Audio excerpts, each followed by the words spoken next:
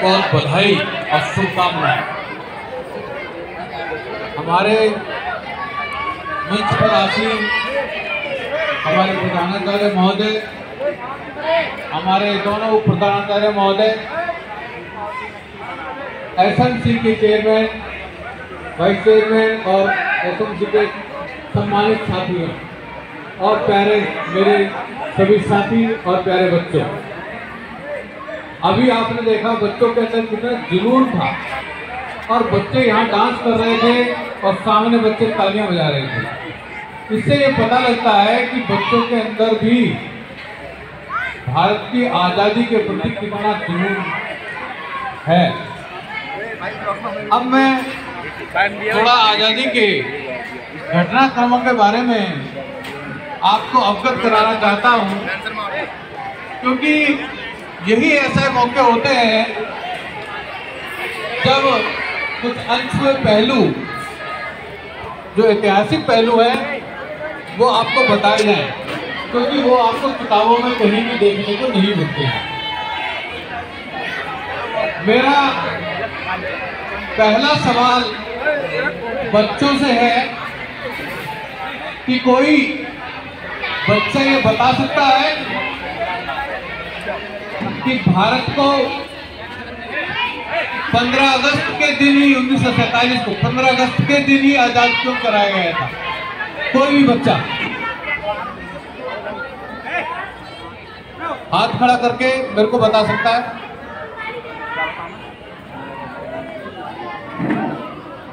कोई नहीं है, कोई बात नहीं। यही चीज मैं कह रहा था कि कुछ अनछुए पहलू होते हैं जो शायद किताबों में भी नहीं मिलते हैं, लेकिन ऐतिहासिक होते हैं। मेरे सभी साथीगण जो मेरे साथ बैठते हैं वो सभी जानते हैं, क्योंकि हम डिस्कशन करते रहते हैं इस बार। 15 अगस्त 1947 को हमें आज़ादी मिली, इसकी पटकथा 3 जून 1946 को लिख चुके थे। 3 जून 1946 को इसकी पटकथा लिखी जा चुकी थी, और वो इसलिए लिखी जा चुकी थी क्योंकि अंग्रेज भी मानते थे कि 15 अगस्त उनके लिए भी शुभ है। और वो इसलिए शुभ है कि मित्र राष्ट्रों की सेना ने द्वितीय विश्व युद्ध के अंदर जापान को हराया था, और जापान ने 15 अगस्त को अपनी सभी सेनाओं के साथ सरेंडर किया था। इसीलिए इस देश को आज़ादी, क्योंकि इसके अंतिम वायसराय लॉर्ड माउंटबेटन थे, तो उन्होंने तय कर लिया था कि आज़ादी 1947 को 15 अगस्त 1947 को मिलेगी, लेकिन उनके मन में 1948 का ख्याल हमेशा रहता था। कुर्ता पजामा आगे को बैठ जा। लेकिन 1947 को क्यों लेनी पड़ी, क्यों देनी पड़ी? उसके बहुत सारे कारण हैं। उसका कारण, सबसे बड़ा कारण आपका द्वितीय विश्व युद्ध रहा। द्वितीय विश्व युद्ध के अंदर ब्रिटेन, जिसकी तमाम कॉलोनी यानी कि तमाम राज्य जो गुलाम थे, उनको संभालने की शक्ति, जो सामरिक शक्ति थी, वो क्षीण हो चुकी थी और आर्थिक शक्ति क्षीण हो चुकी थी। इसलिए उन्होंने 15 अगस्त के दिन बहरीन, भारत, मलेशिया और साउथ कोरिया को आज़ाद किया। हालांकि जापान, साउथ कोरिया को जापान ने आज़ाद किया, लेकिन 15 अगस्त को ही किया। तो केवल हम भारत के लोग ही नहीं, आज 15 अगस्त का दिन हमारे अलावा 4 देश और स्वतंत्रता दिवस भी बनाते हैं। और इसके बारे में आगे मैं बताऊं कि जब ये दिन आया, ये शुभ दिन आया 15 अगस्त 1947 को, तो 5 लाख लोग आपकी दिल्ली के अंदर रायसीना हिल के ऊपर इकट्ठा हुए थे। रायसीना हिल और पूरे आकाश के अंदर बारिश हो रही थी, लेकिन 5 लाख लोग डटे रहे, वहां से हिले नहीं। रात के अंदर ये तय हुआ था, हमारे यहाँ की परंपरा के अनुसार, सनातन परंपरा के अनुसार ये मुहूर्त निकाला गया था कि रात के 12 बजे, 15 अगस्त की रात के 12 बजे ही इस देश को आजादी की मिले और तिरंगा फहराया जाए। इसी पेशोपेश में सरदार वल्लभ भाई पटेल जो गृह मंत्री थे और राष्ट्रपति हमारे माननीय राजेंद्र प्रसाद बाबू, प्रधानमंत्री पंडित जवाहरलाल नेहरू और लॉर्ड माउंटबेटन, ये सभी लोग अन्य साथियों के साथ पार्लियामेंट में पहुंचे और पार्लियामेंट के सेंट्रल हॉल में ठीक 12 बजे तिरंगा को लहराया गया पंडित जवाहरलाल नेहरू के द्वारा। और अगले दिन सुबह लाल किले पर 8:30 बजे पंडित जवाहरलाल नेहरू ने इस देश का तिरंगा दूसरी बार लहराया एक दिन। तो ये 5 लाख लोग जो इकट्ठा हुए थे वहां पर, उनका शंखनाद इतना ऊंचा था, भारत माता की जय के नारे इतने ऊंचे थे कि पूरा आकाश गूंज पड़ा। और ये देखिए कि पूरे रात बारिश होती रही, 14 अगस्त और 15 अगस्त की रात में पूरी रात बारिश होती रही, लेकिन जैसे ही सुबह के 8:30 बजे और तिरंगा लहराने का टाइम आया, बारिश थम गई और ठंडी फुहार की तरह हवाएं बहने लगी। और तिरंगा, अगर आपने क्लिपिंग देखी हो पुरानी, पंडित जवाहरलाल नेहरू को देखा हो लहराते हुए झंडा, तो आपने देखा होगा झंडा बड़े ही शान से, आन बान शान से फहरा रहा था। तो यही मेरे को आपको बताना था कि किस तरीके से 15 अगस्त का जो दिन है वो किस तरीके से हमारे लिए स्वर्णिम दिन है। और इसको हम इसको पाने के लिए जितने लोगों ने कुर्बानी दी, जितने शहीदों ने कुर्बानी दी है, उसको अगर हम इसको अक्षुण्ण रख सकें, यही यहाँ पर प्रण लेकर जाना पड़ेगा हमें कि हमें अपने आज़ादी के 75वां वर्षगांठ है, हम अपनी आज़ादी को अक्षुण्ण रखेंगे और हमारे देश की सीमाओं की रक्षा करेंगे। इसी के साथ मैं अपनी वाणी को विराम देता हूँ। जय भारत, जय संविधान। धन्यवाद सर, आपने काफ़ी गहराई से इतिहास बताया, हमारे बच्चों को जानकारी हुई। एक बार सभी बच्चे जोरदार तालियां।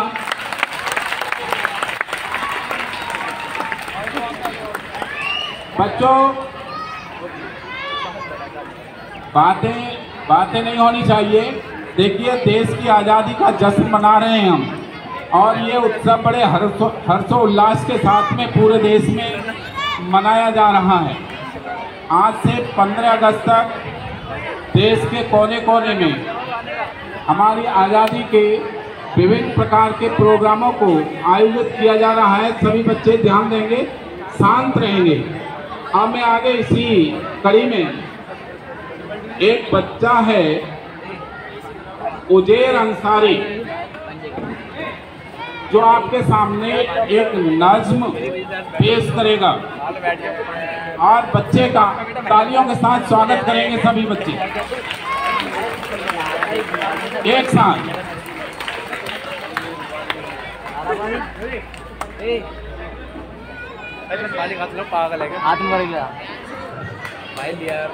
आपका ही साथी है ना, आप सुनेंगे ना, और आगे से आप भी अच्छी तैयारी करें जो कि आप यहाँ आकर के बोलेंगे। मेरा नाम उजेर अंसारी है, मैं एक नज़म सुनाने वाला हूँ। बता क्या पूछता है मुल्क में किसका गुजारा है, मेरी नजरों में देखो मुल्क का दिलकश नजारा है, मेरी हाथों की रेखाओं में देखो नक्शो हिंद सहारा है, लहू की आखिरी कतरे में देखो हिंदुस्तान पुकारा है।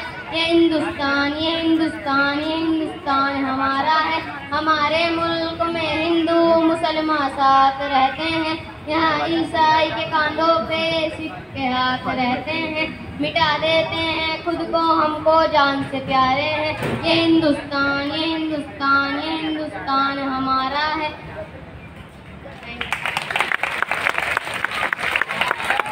अच्छे, शाबाश।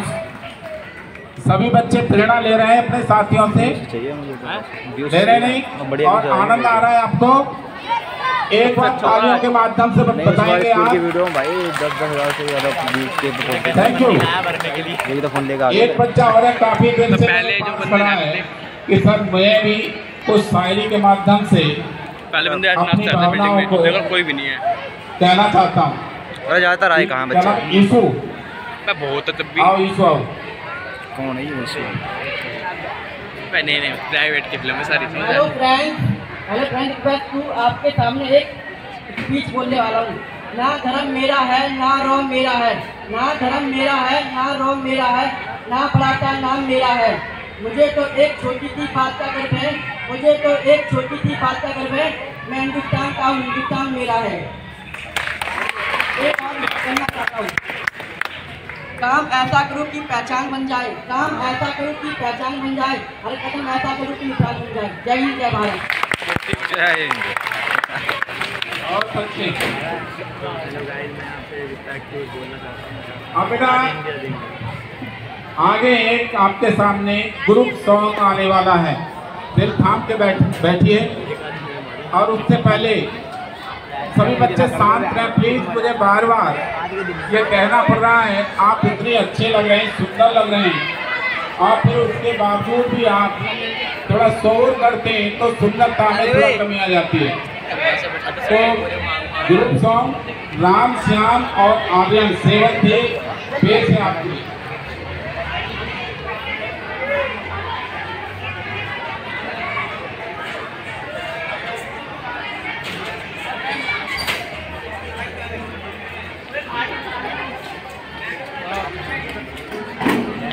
अच्छा यार इन्हों क्वालिटी तो इसमें तो यार सोचो तो बारिश होता कैमरा अच्छा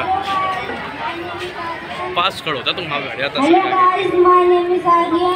आज हम लोग आपके सामने एक सॉन्ग पेश करने जा रहे हैं। एक ही बनने थे, एक ही स्टेज पे बड़े पर बस झंडा यहाँ सही है।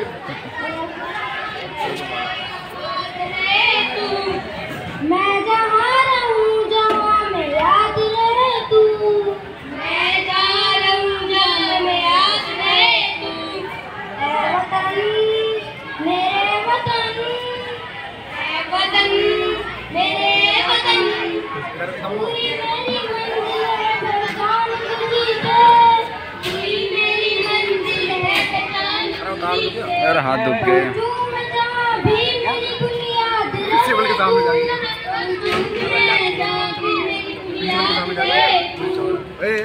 हमारी भी हमने देखा है तुमने मेरे वतन, ऐ वतन मेरे वतन, तुझ पे कोई गम की आँच आने नहीं दूँ, तुझ पे कोई गम की आँच आने नहीं दूँ। कुर्बान मेरी जान तुझ पे साथ रहे तू, कुर्बान मेरी जान तुझ पे साथ रहे तू। ऐ वतन आबाद रहे तू, मैं जहाँ रहूँ जहाँ में याद रहे तू। इधर भी तो ले ऐ वतन